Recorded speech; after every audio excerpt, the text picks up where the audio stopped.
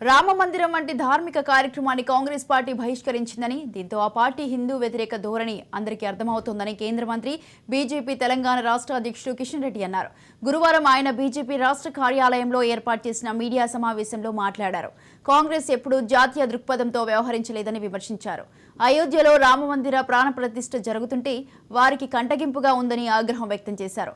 తాము అయోధ్యకు రావడం లేదని కాంగ్రెస్ పార్టీ చెప్పడం రాజకీయ కోణంలో తీసుకున్న నిర్ణయమేనని ఆరోపించారు. కాంగ్రెస్ పార్టీ ఓటు బ్యాంకు రాజకీయాలకు పాల్పడుతోందన్నారు.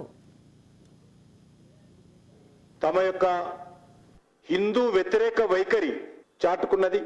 ఓటు బ్యాంక్ రాజకీయాల కోసం, బుజ్జగింపు రాజకీయాల కోసం, మతతత్వ రాజకీయాల కోసం, అధికారమే పరమావధిగా గత 75 సంవత్సరాలుగా అంతకు ముందు కూడా కొనసాగిస్తున్నటువంటి తమ దుర్మార్గపు ఆలోచన పరంపరలో భాగంగా ఈరోజు కాంగ్రెస్ పార్టీ మేము అయోధ్యకు రామని చెప్పడం ఏదైతున్నదో, కాంగ్రెస్ పార్టీ రాజకీయ దృక్పథంతో తీసుకున్నటువంటి నిర్ణయం.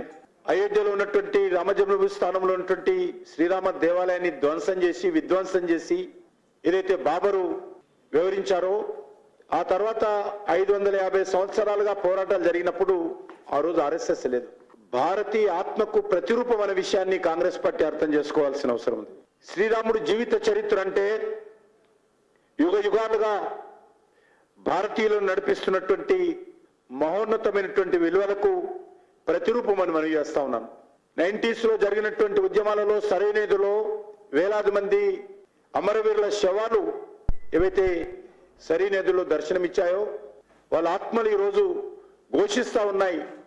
జిఎస్టీ ఏర్పాటు చేస్తే అది గబ్బర్ సింగ్ ట్యాక్స్ అనో, ఆర్టికల్ 370 తొలగించి ఈరోజు జమ్మూ కాశ్మీర్లో డాక్టర్ బాబాసాహెబ్ అంబేద్కర్ రాజ్యాంగాన్ని అమలు చేస్తూ అక్కడ శాంతి భద్రతలు పునరుద్ధరిస్తే ఏర్పాటు చేస్తే దాన్ని బహిష్కరిస్తారు వాళ్ళు.